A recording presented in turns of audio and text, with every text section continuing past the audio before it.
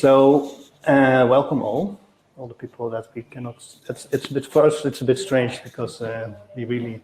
I think I speak for myself. I think it's a bit strange. This is like a interactive session without the interaction with the people that you think you are interacting with. So, but it doesn't matter. It's okay. Let's do this. What we wanted to do was to start off with some introductions and some statements or some thoughts from our side. What we have learned as ThingsCon from connecting critical making and policies on responsible IoT. Well, Peter Beer will give a little introduction on ThingsCon. Then we have the 5 people here in the room that will do a very short presentation on their view from this topic, and we hope we have some interaction afterwards. But we have to see how that will work out in this setup. So please, if you want to be part of this, let us know. You can just we really invite you to be part of this board of people, and otherwise just ask questions.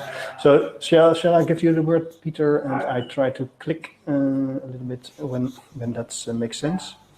Sure. Yeah. That sounds very good. Let me see if I can increase the screen. Yeah, okay.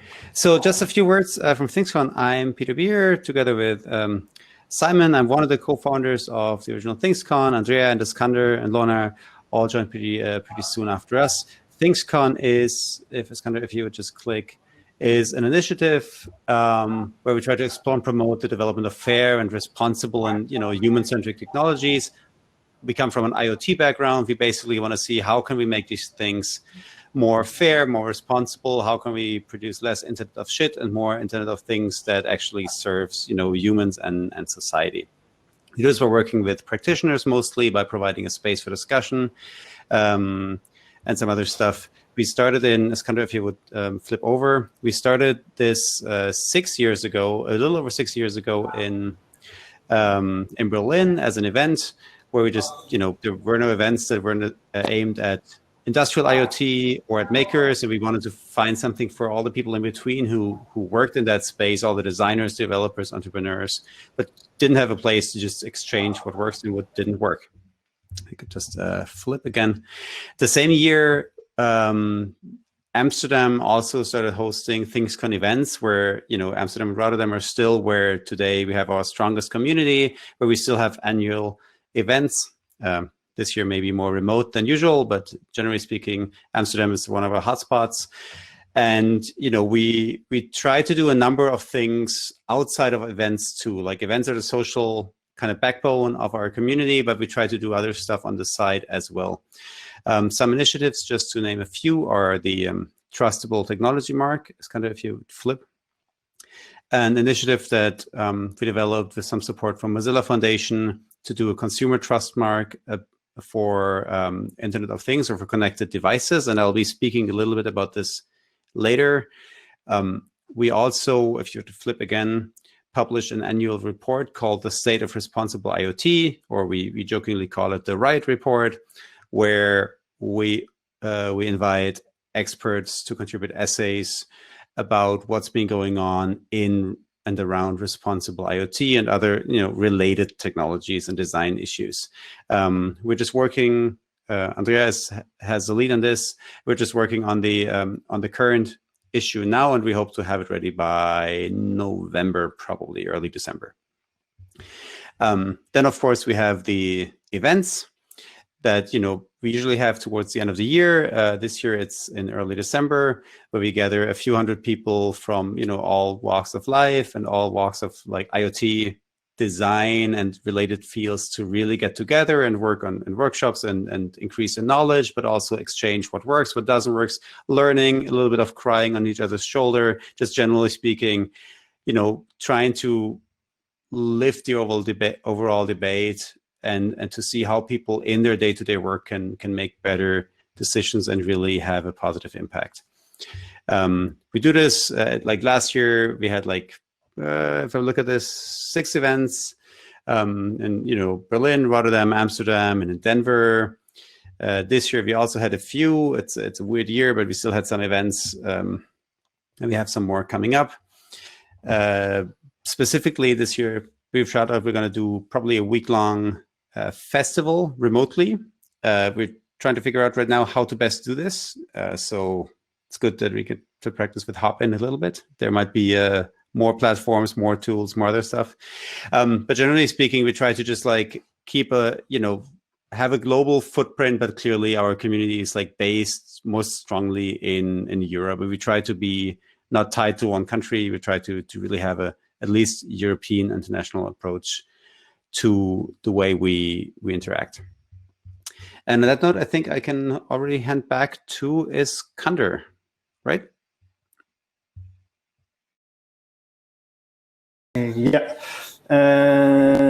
I put this in as a kind of thing that we do, of course, at the conferences. We really try to connect, the making and the thinking, so to say, and the educational part also. And this is one of the presenters from. I just took out one of the presenters of last year's conference. Someone is really trying to discuss what you can do with just, for instance, this IKEA products to really hack them himself. I followed this, and he also did a workshop. He did a presentation. That's the way we try to engage with the audience to make this making and this thinking about what we do as a kind of a source for inspiration and learnings.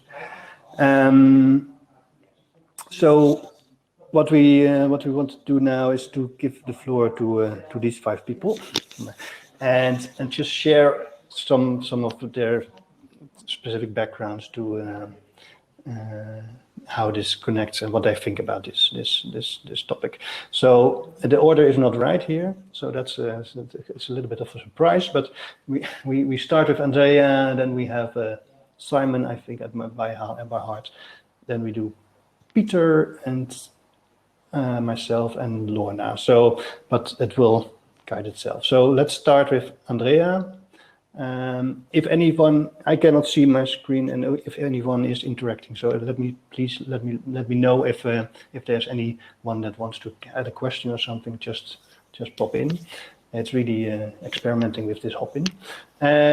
So Andrea, can I give you the floor to give some thoughts about this topic? Yeah, thank you, Iskander. Maybe a short introduction. I bet nobody knows me. My name is Andrea Krajewski. I'm an industrial designer, and I'm professor for design of interactive systems at the University of Applied Sciences. And I have some side jobs too. Currently, I'm a researcher at a mobility design project, which is Trans University, based in the federal state of Hessen and supported by the federal state of Hessen. I'm a founding member of the ThingsCon in Berlin. And here, as Iskander already mentioned, I'm the co-editor of the Riot report, State of Responsible Iot. So I asked myself, okay, what can I attend? Here is try to do a kind of review about the role of design according to the communities, to the design community at ThingsCon, and according to the Riot report. And so maybe next slide.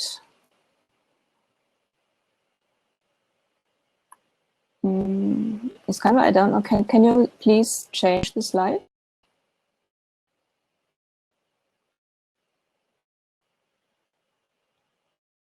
No. Still here? Oh, that's good. He's clicking very concentrated. Oh, okay, good. Yeah. Thank you very much. So I thought, okay, start with the presentation. Like designers like to do that. The world is broken, and what is then the new task of design? It is design anyway relevant. The world is broken. What are relevant? Which is another question, but not for today. So next slide, please. as a background, so this is the current design practice. Designers create a one-to-one, like a one-to-one relationship between user and between man and machine. This is a man and a washing machine. The design tasks here are to on first hand to communicate brand values, which means in this case to communicate the brand value of a company like Siemens or Miele or whatever company. So this is really the first interest, not of designer, but of design. The second next task is to create a user benefit, because otherwise the user won't buy the washing machine. The next is to explain function and use, otherwise the user can't use them. To create a user experience, which it's nice to use the machine, and which is brand new, to create users' behavior so that the users behave in a good, positive way, whatever this means, and whoever says it's good. This is the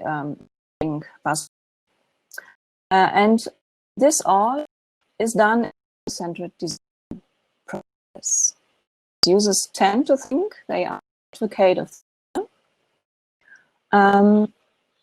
but they are only allowed to do that for the sake of business and consumerism. So that's a very dark vision of, but to be honest, that's a design practice. Design is one factor of marketing, and design is to sell things. Good. Okay. So please, next slide. What are the consequences of this design practice? So first of all, design is just a sales argument. Second, I mentioned the user-centered design process. Humans are reduced to user, which is a very tiny focus on a human being. But designers tend to concentrate on that.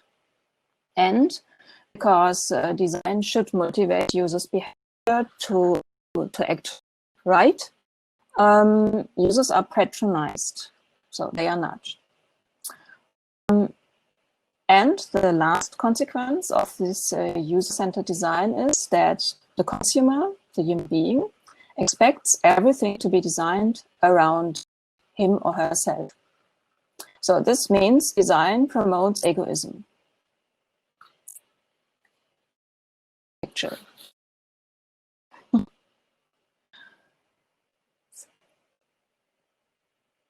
So maybe what happens now when IoT entered this? This is the base design, and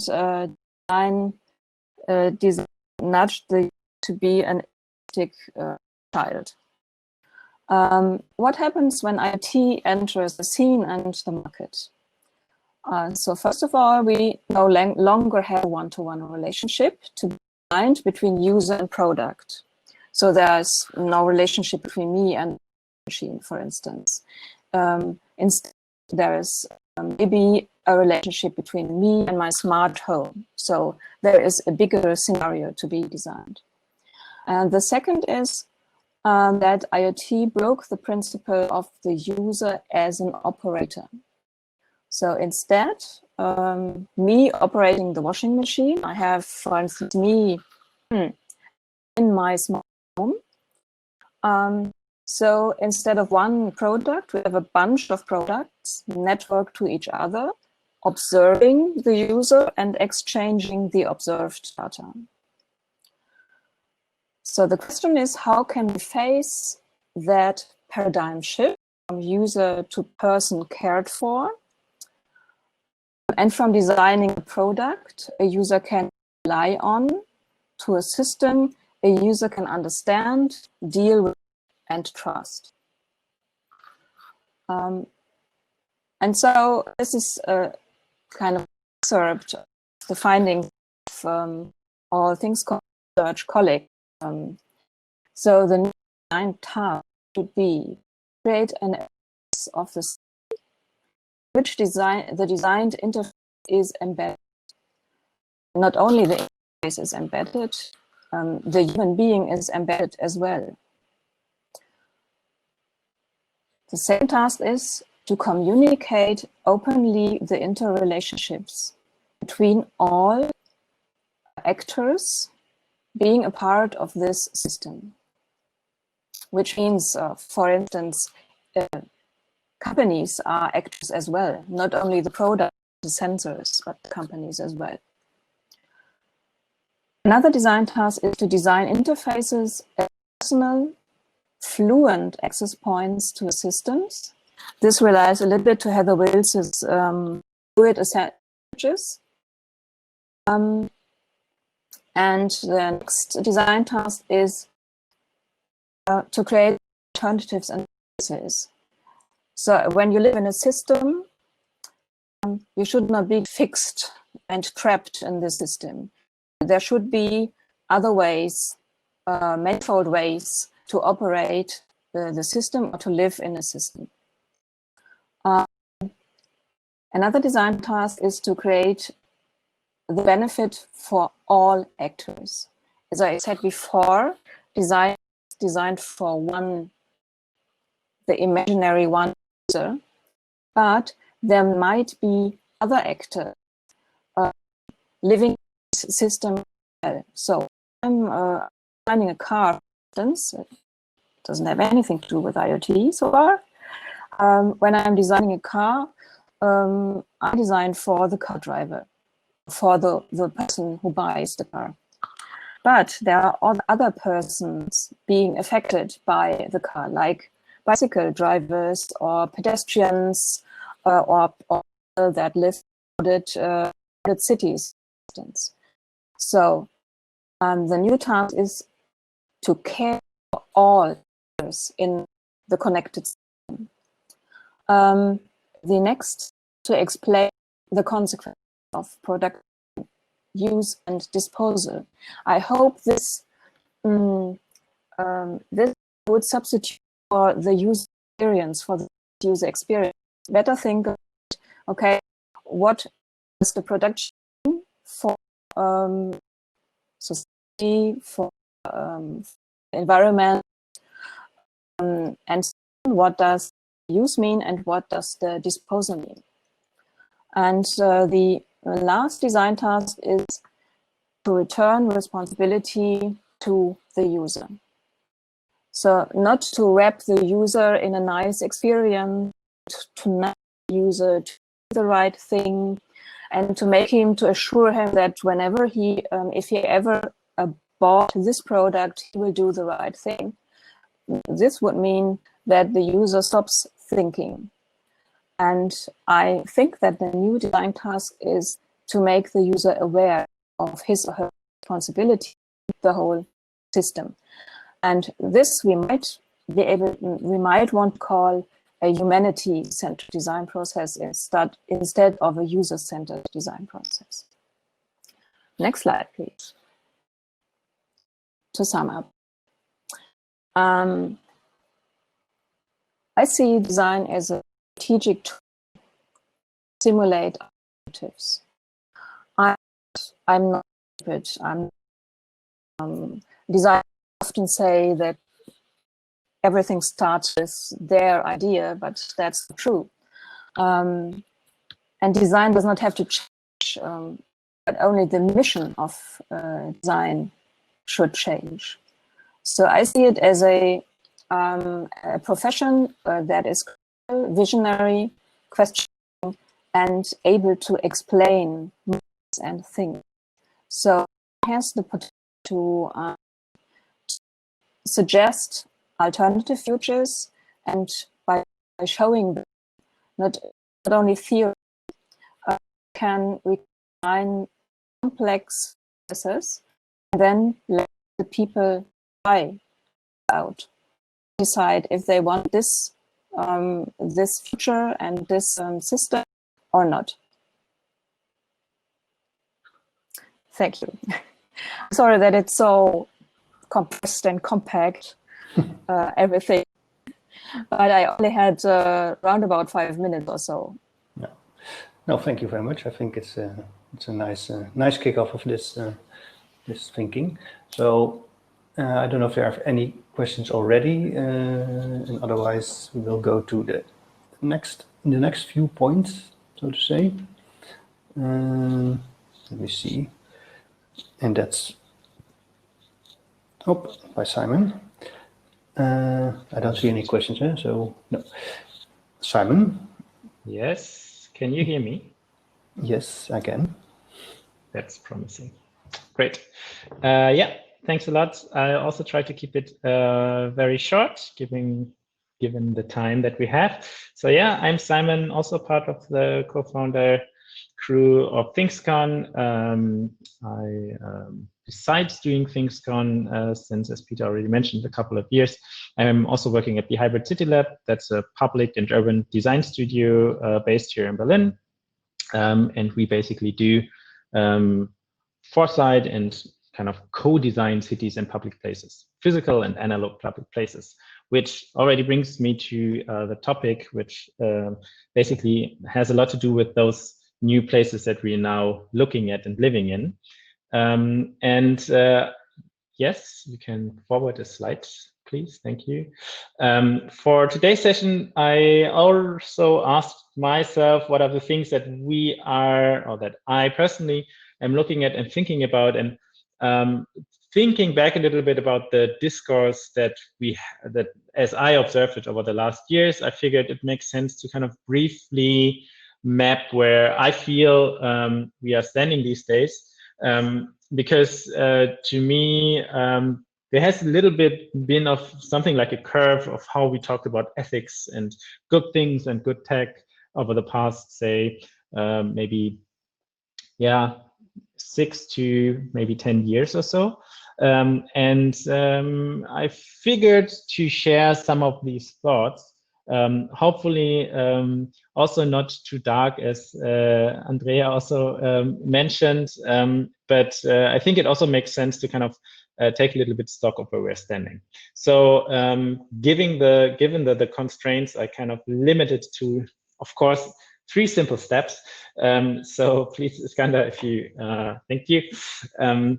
Move on. So this one actually kind of for me represents a little bit of where we started. I think quite a while ago, we have been seeing many kind of vocal voices that came up with, I think, the development of even the term, and before the term, the technology of connecting things to the internet and to each other. And very kind of early on along the way, we figured out that by adding software and data to the physical things that we are dealing with, we also add all the biases and problems and shortcomings that we also have in software and data and algorithms as well. So I'm pretty sure I don't have to reiterate the challenges and the problems that we are facing. Just kind of, I think, 3 more of the either more prominent and or more recent kind of approaches on this that you can find in this very recommendable books there. But I think we could all agree that there are a lot of things that have been going not as well as we kind of hope for, things that we fear that would happen in public and private places that are connected to digital platforms as well. And we ask ourselves, what could we do about it? And I feel, and I remember a kind of a sense of euphoria even a couple of years ago when we all felt like, hey, let's just make ethical and good things, and design and technology might save us, and how can we go about it? So we, at least I remember a little bit of a kind of an early momentum. There was a time where even in the media, this was a very prominent theme for people to say, how can we make bigger tech, and how can we finally make the things more ethical, and then that will be great. So the next step, and next slide, please, was that we kind of ran into a couple of problems, at least, again, as I kind of remember this, for many of those kind of approaches. We were faced with ideas that seemed nice and kind of very actionable and promising, but at the same time ran the danger of being too simplistic. I remember kind of lists and do's and don'ts on how to build tech, and As I said, in many cases, they were easily applicable. But at the same time, if you took a closer look at, to me personally, in many cases felt like, yeah, it makes sense, but it also depends. And I think behind this is the problem that basically there are no simple solutions for complex problems, no matter how hard we try and no matter how good our narratives are. This is just an inherent problem in many of these cases. Secondly, we are bound by our own subjectivity. Even with ThingsCon, we try to make it a global community of people sharing diverse points of view. But no matter where we start, especially when we talk about responsibility and ethics, we are bound by our perspectives. And I think in many cases, these perspectives have not been necessarily accessible and equal for everyone to share theirs, let alone be heard, let alone kind of bring about their ideas on what they want to do. Thirdly, we run into many problems of incoherency. I think the trade-offs that we in many cases encountered from, I don't know, buying our books, the ones that I mentioned on the left hand, like buying the book about surveillance capitalism from Amazon and then discussing them in a Google Hangout call before, I don't know, being forced to use yet another proprietary tool to kind of share it on Twitter.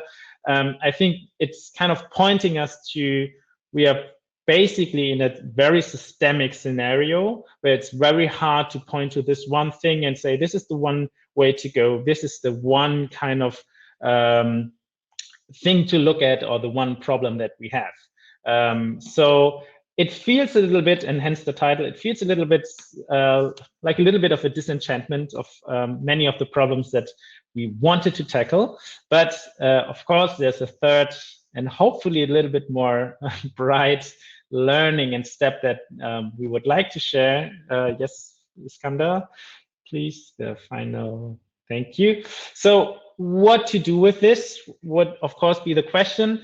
And I think there's a lot of promise in not trying for these, say, grand plans of changing tech and finally pushing things towards the best, because I think if one thing we can learn from changing complex systems, from systemic or systems design, is it's absolutely impossible to do so upfront with a plan, but it's something that happens along the way and usually is only being perceived in hindsight. So that means 3 short suggestions to take things to maybe a next generation ethical IoT would be, instead of trying to finally have the big idea, this is what ethical tech means and this is how we implement it for the world, focus on very specific issues that in and of itself seem to make sense to one perspective and one organization, be there systemic inequalities or climate change or anything that kind of makes sense to a specific context, and then aim for smaller initiatives. I think we'll share some of the ones that we did in just a second, and I keep it short for now. And so the third, so these kind of small initiatives can be something like the weak signals that you often see in like strategic work, and then be very, very open to change your story along the way. I think it's also something that we've done and learned even over the past 6 years, that ethical does not mean what it used to mean. Good, not, or responsible does not necessarily mean always the same thing. So these kind of smaller kind of meddling through techniques seem to be a little bit more promising and resilient in changing systems, rather than the big grand plans and the to-do lists and manifestos that we maybe started off with. So with that, I will close and already apologize for the rush. Lots of ideas, very little time, but of course happy to discuss them here and even afterwards as well. Thank you. Cool. Thank you, Simon. Let me see if there's anyone already having questions now, and otherwise, let me juggle with this thing. Oh, yeah, because it's a bit strange, but now I have to announce myself. So, yeah, thinking. I think this the introductions by Andrea and Simon are very interesting to see how we move into this thinking about responsible IoT and what's the role of humanity, humans, and what I really my background. Let me introduce myself. I'm working as an agency in Amsterdam, Info, who we are really making these services, but also more and more product service combinations, IoT like things, and I run there the innovation department. And next to that, I do some research in Delft and have a lab there with graduation students and also organize these kind of events like ThingsCon. And what I think, and what I really want to not do a really long, deep reflection on the topic, but more on the role of share some thoughts about, and we started ThingsCon in 2014 and get it to the Netherlands also, and the first edition was at our company as a kind of a celebration of our 20th birthday, because I really thought that this new topic of thinking about how this new hardware would influence our lives and stuff was really important, and it was really early then, and you see it after the last six years we really developed and evolved in more thinking about this. What is this responsibility? Just as Simon indicated also, and I think I'm really of course thinking what does that? How do we connect that to the industry, to the business of, if you are really making this stuff? And we have of course the companies and the agencies that start with the responsible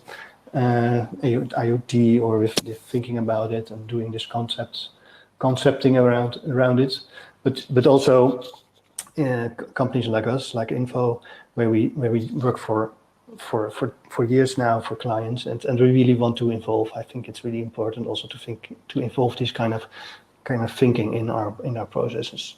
So that's the challenge that I thought would be really interesting to bring into the company, and I think the critical making and doing stuff is really a way to learn and to build knowledge. And this is not the true method of knowledge is experiment is not my quote, but it's a quote from an artist that I should have looked up. But I think that's a really important part. So what I've done the last 6 years in the company, but also in ThingsCon, is try to learn from these discussions we have with all the people making stuff, and adding this also into Delft in the design lab, and getting students into this thinking helps us to bring this thinking into it. And also what I really try to achieve here to make it very applied and practical is to see how we can involve our designers, our people in the company, also in this kind of thinking. So you see two of our designers working for the OV Feeds project, doing all kind of service design projects, and they also visited ThingsCon, and the discussions about ethics is really ramping up in our company too, I think, and that's really nice to see. And I don't say that's the benefit of ThingsCon, but I think the whole ecosystem of this kind of events, thinking and stuff could benefit a lot to this stuff. But still there is a kind of a challenge, I think, and that's one of the things that I thought would be interesting to bring also in this discussion.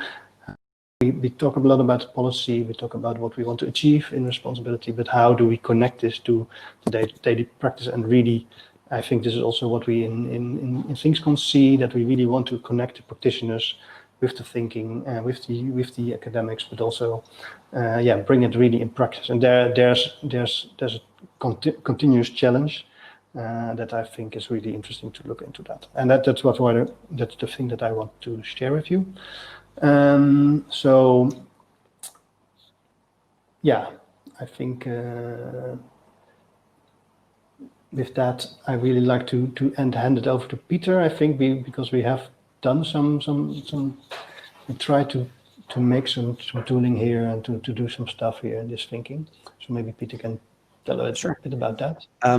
Yeah, sure. So again, like outside of ThingsCon, I also run a small company that houses my research and advocacy, and this all ties together because it all is about making sure that citizen empowerment within emerging technologies is front and center. Like Andrea said earlier, like the societal aspect to me is really important.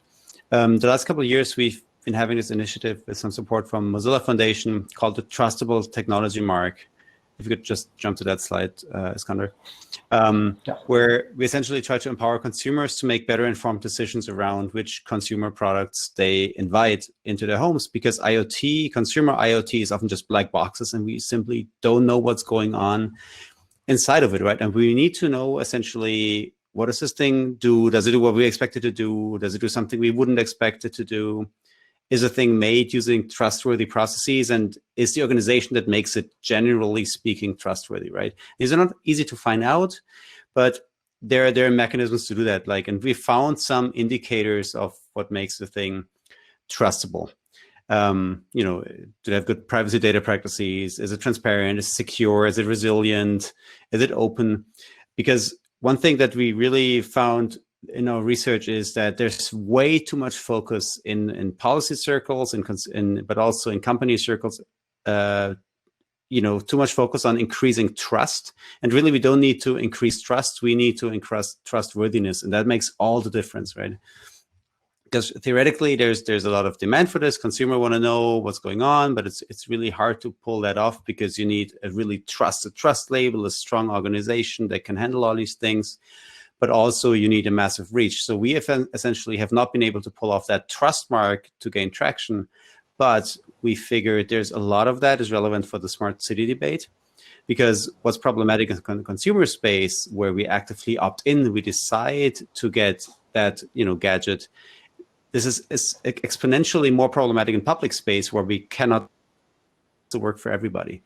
And so, rather than with just like you see a campaign against one data leaky, insecure consumer product, we instead, in public space where we talk about decades of infrastructure spending, we need to really go to the source and fix it at the source. So rather than playing whack-a-mole, we need to increase participation and stakeholdership and increase trustworthiness by really having all this as part of the design process initially. And that's where policy comes in.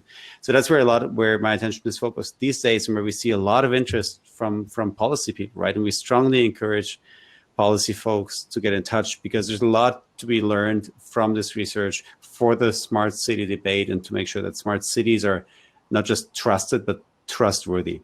And because we're super short on time, I think I'd cut it off at this point and hand over to Lorna. Yes, Lorna, I will do that. Do get in touch with us. Okay. There was also a question as well, but you are going to address it already, or is it more something? Yeah, and it looks like, Lauren, we have 15 extra minutes. So. Okay, cool, super. Okay, then we have some time to hopefully. Great. And actually, Katja, I was going to weave your question a little bit into the couple of things that I have to show. Hang on, this slides. I have to see. I'm still getting the hang of this platform. It's interesting in this day and age how many different digital platforms we have to learn, where the interfaces are not all quite the same. Yeah. Quick intro to myself. I'm actually, I say, like a new friend to ThingsCon. So we've had a lot of interactions in the past, because I'm actually one of the organizers of an IoT meetup in the Netherlands. And we have a lot of shared interest, particularly in privacy and responsible design. And I think in the last year and a half, I've become more actively involved in running workshops. But I think actually from a sort of I call myself a friend of ThingsCon, an ambassador. I'm also very much an optimist and a pragmatist. So as much as I do like the discussions about the dystopian future, I'm always, from my sort of design origins background, I can say, well, as well as discussing it and understanding the issues, what can we actually practically do to maybe change the discourse or to change the results? So I want to just talk about very quickly a couple of very pragmatic initiatives that have been trying. So maybe the next slide.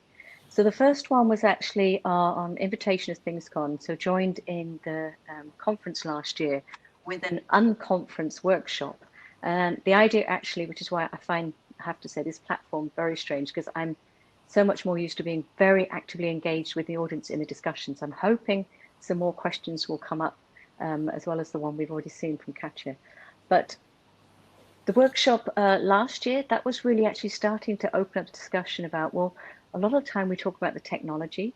We're talking about all the different layers of the technology, the IoT, but when it comes to responsibility, it all depends on the context and the solution, and very, very much driven by the business model. So what we did actually, to move to the next slide, is we had a workshop where we started sort of looking at the sort of the viable and maybe responsible business models for a number of different IoT examples.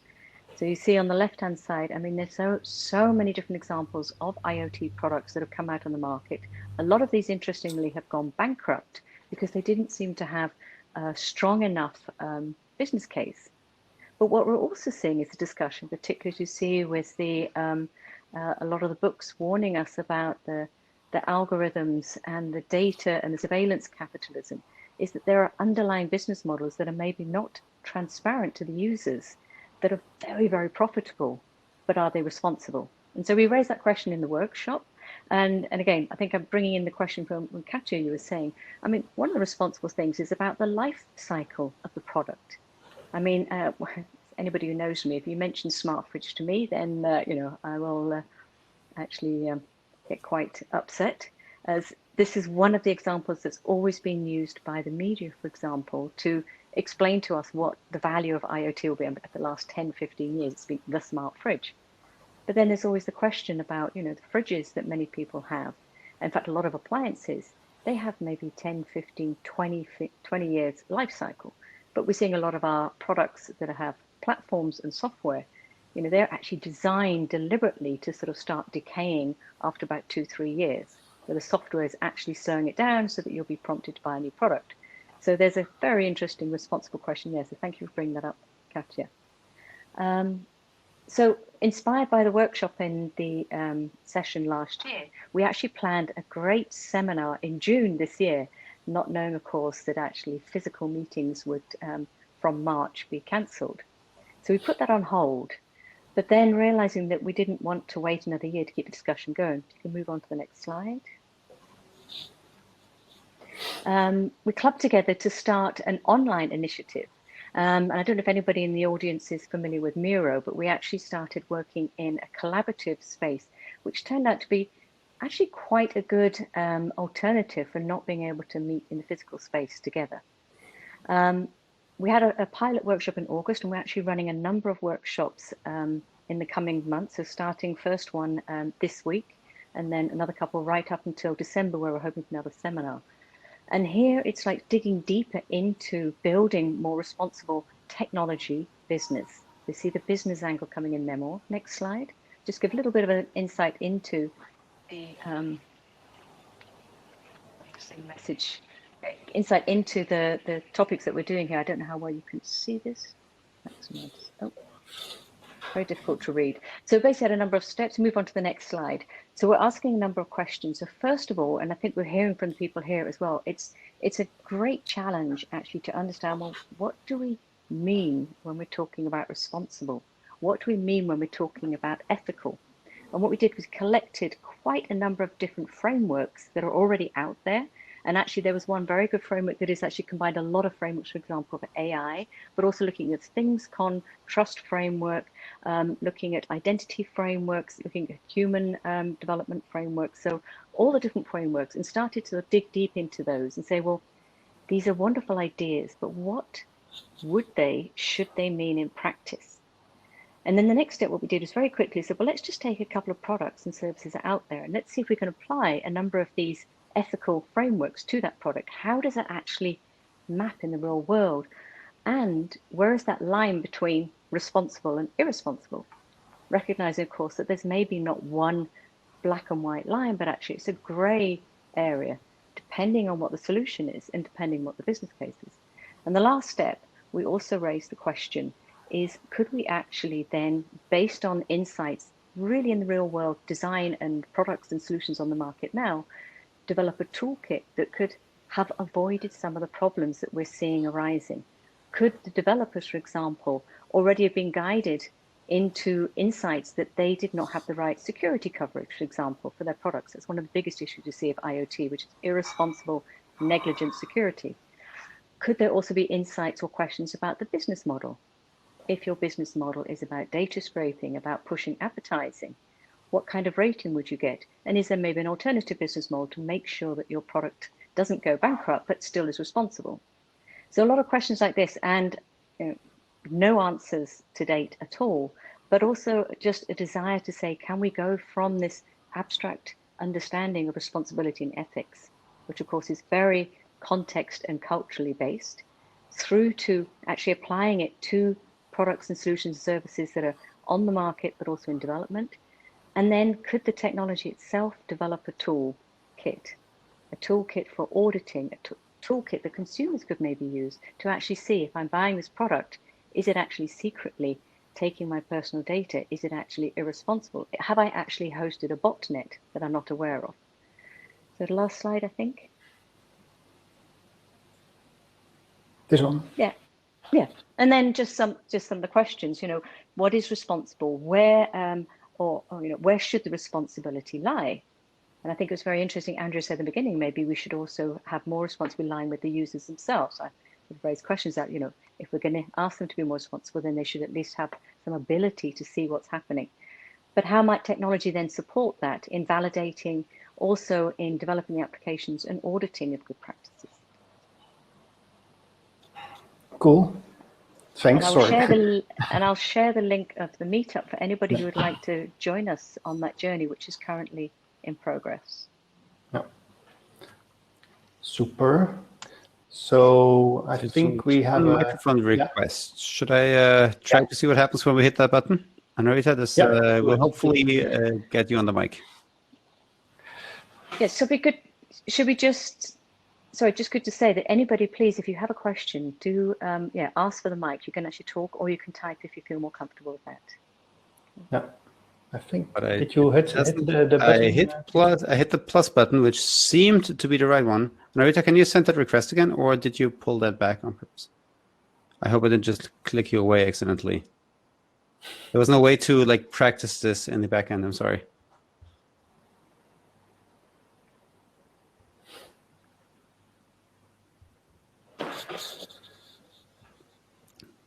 Can invite her to the video call. Okay. Okay. In the meantime, just to go quickly back to the question that Katja asked before, I think that was a really interesting question around how do you design for future complexity and unanticipated outcomes, right? When you deploy new systems, I'm looking at this through a policy question, and that is to really go to the source and make sure to have processes built in to make sure that all stakeholders are represented. So that would be a way to surface or as many problematic potential problems as possible. But from a designer point of view, how do you approach this? Do you, Iskander or Lorna, Andrea, do you have any questions? Simon? I mean, do you have any approaches or experiences? Yeah, I would. Please, Andrea, go ahead. Oh, okay. So first of all, I think Simon said it before. So we should not expect to create the future. So it's too big, and it's the future not be precise. We only can consider the desirable scenarios. So we can start to think with people who are affected. What is a desirable future? I think now everybody stares at technology to come. So, this is new technology. Now, artificial intelligence, woohoo, is coming, and it's like a virus or something like that. We cannot. We have to deal with it, but we can think. What is we can think about a desirable dealing with, for instance, artificial intelligence. What are the scenarios we want to have? This is one one answer, but it was like a kind of double question. No? The second part was how do we deal with lifecycle software, the different ones, right? Maybe just. Yes, go ahead, Simon. I will miss these kind of everyone starting at the same time when Corona is finally over. Maybe just to add to that, I think kind of the point, and I actually really like the question, design for future complexity and unanticipated outcomes. I think that the funny part is already in the question, like to design for something unanticipated is like by definition not possible, otherwise it wouldn't be unanticipated. I think that what it's interesting about it is like it's pointing us to, I think, the very, very important realization that we are bound to have blind spots. No matter how much data we scrape, how well we analyze it, how many stakeholders we have there, at one point we will have to make some kind of a decision and some kind of a exclusion of one thing for the sake of doing something else. And whenever that happens, the idea of this is to kind of factor other things out. So of course, it makes sense to include as many stakeholders as possible and data as possible in this process. But I think what really helps is to kind of really face the fact that a complex system cannot be intentionally designed in a way that you know what's going to happen if you do this. This, I think, is the very point of complexity. And I think it would help to kind of shift our mindsets from, hey, if we just kind of go prudently about this, everything will end well, more into an idea of like doing a little bit of this and trying to make it nice, but then already be prepared to learn new things along the way and already be prepared to kind of change directions. I think this kind of idea of the grand plan, as I said earlier, I think can be very, very dangerous, especially when trying to design within complexity. So I think what really helps is just to make small steps and kind of try to re-understand where we are along the way. And then kind of step by step move towards one direction that we feel might make sense. No. Lorna? I'd like to maybe throw a question out to everybody in the panel, but also to the audience about the role of regulation and regulatory policy. I'll give one example. So in Europe, for example, we have the policy now for electronic appliances or electronic products having guarantee that's for 2 years, where in other countries the manufacturers will only give 1 year. So actually they said, well, there's an expected minimum that you should have as a guarantee, particularly for a certain price point. And I'm wondering if that's some kind of further policy expansion should be. I mean, we're seeing that with some operating systems, that there's like a minimum length of time that certain software should use. We're also seeing, for example, the much discussed Apple actually sort of bricking your products nearly with their software updates. So much more active involvement from the policy perspective in what is an expected life cycle, and even also potentially recycle approach for certain products. Should that be put into policy and regulation, or should we just wait for the industry to introduce it? Well, I think there's a role for regulation and policy, but I think I used to work before this at a Cushing organization in the Netherlands, the Consumentenbond, and it was really also then before the internet already you have this. Yeah, you should have a kind of an expectation how long something should work and should be able to operate in this new world. Of course, this is really different because, well, we'll be discussing this about if the software doesn't work, does it really indeed, can it break? There's a different thing. Can you still use the product, or is it totally unusable? And what time? Yeah. I think that this is a new thing that really needs more than just the industry to do that. But that's my opinion. Just looking if someone else was reacting there. Yeah. Just a We're heads up. expecting now to actually I think be the session will also time switched out off. in like a minute or something. Oh no. So, but I think there's like, so we didn't have as much time for discussion as we had hoped, but I think you can tell that there's like a lot going on in that space. And I think I just like posted all our Twitter handles and the ThingsCon Twitter handle. I really hope we can keep discussing this in the chat of this event, but also on Twitter. Also, if you're a policymaker, we really want to work with you too and help you figure out and help us figure out how we can make this work for everybody. Iskandar, do you want to wrap it up officially? Yeah, you're started final already, words? so it's okay. Yeah, some final words. Now, well, I thought it was a bit of a kind of a discovery of this kind of this kind of using of this tool in discussion, but I think it's really indeed interesting to see this more as a starting point, and I hope we will have more time to discuss this. And as Lorna is saying, we are organizing these follow-up sessions on this topic. So maybe that's a good place, and otherwise in the conference or other events that we're organizing, or on the socials. But definitely, please contact us. And we are really into this, trying to connect all these different angles for this. So a roundup for everyone, and final words for others to have this. Any final words from Simon? Anything to say? No. Okay. Andrea and Lorna. No. Now, Peter, No, maybe just, you're yeah. Yeah, no, just to say, I mean, open invitation if anybody would like to join the meetup sessions and sign up for the newsletter and get more information about the event in December. Yeah, thanks for that. Yeah, you're good at it.